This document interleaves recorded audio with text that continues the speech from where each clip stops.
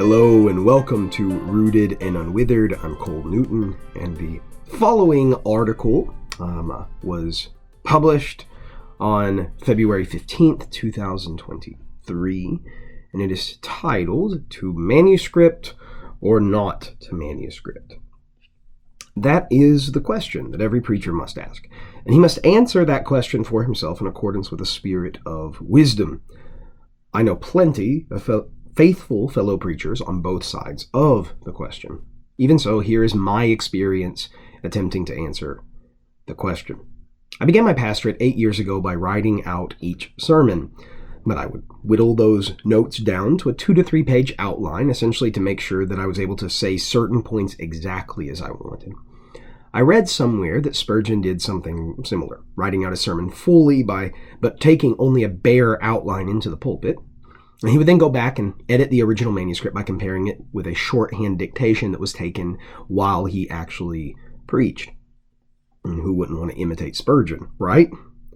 The conclusion of 2016, however, sealed the death of my manuscript writing for a season. In October, my father was rear-ended by a semi and spent the next several months in recovery. And in November, my father-in-law's cancer returned, this time in his peritoneum. By God's grace, my father is still alive, and my father-in-law saw the beatific vision in August of 2018.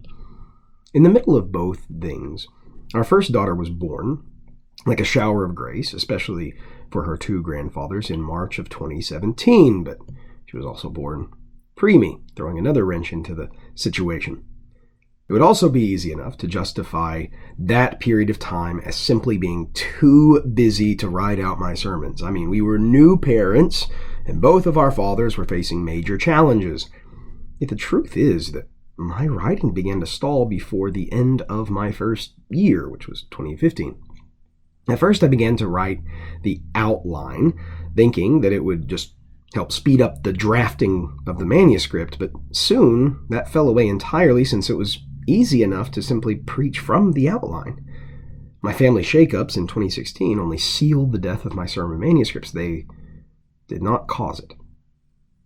In his book, The Preacher's Catechism, Lewis Allen talks about how a preacher can break the 8th commandment by stealing time away from sermon preparation, which can be reflected by ditching manuscript writing.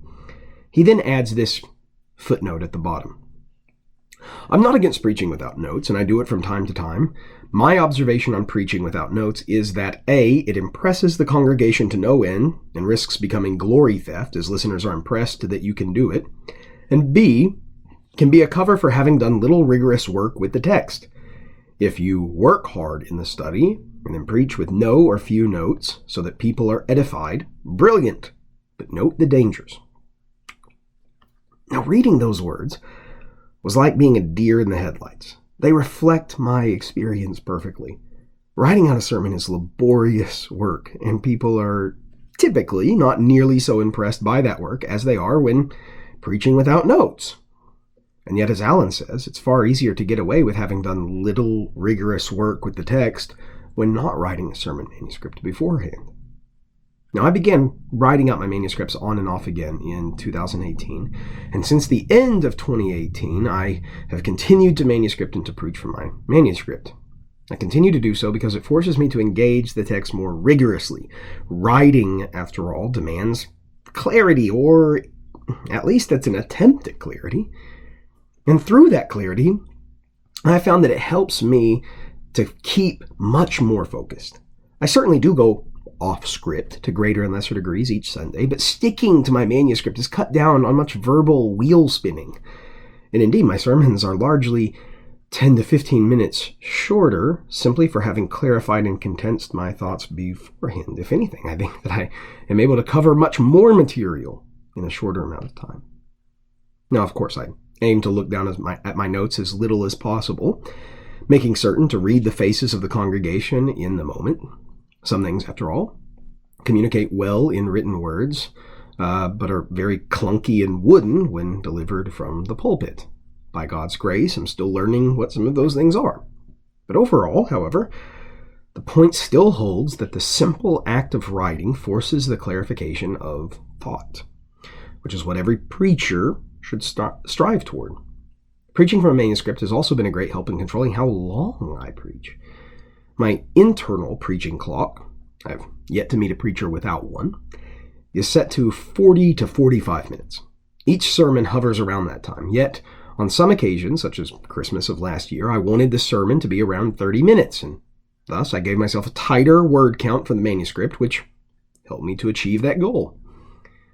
My sermon manuscripts have also been helpful to the community group leaders at our church. You see, our community groups are structured so that they meet during the week to further discuss the text of the sermon, and our group leaders have certainly benefited from being able to reference back to my notes, since scanning a page for something is typically much easier than trying to scan an audio recording. So, that's where I am on the manuscript question. Again, I know that there are preachers who can preach without writing out their sermon while still engaging in that rigorous work with the text that Lewis talked about. I'm not that guy. It's far easier for me to write an outline and just preach. But writing a manuscript forces me to slow down, to linger over the text, and to think carefully through what I am to say from the pulpit. The work is hard, and oftentimes it is unimpressive, but the pastoral aim is to shun the easy path and to turn as many people's eyes towards the glory of God as possible. Thank you so much for listening. For more resources that will hopefully help you grow in your knowledge and love of the Word of God, please visit bcnewton.co. And until next time, grace and peace.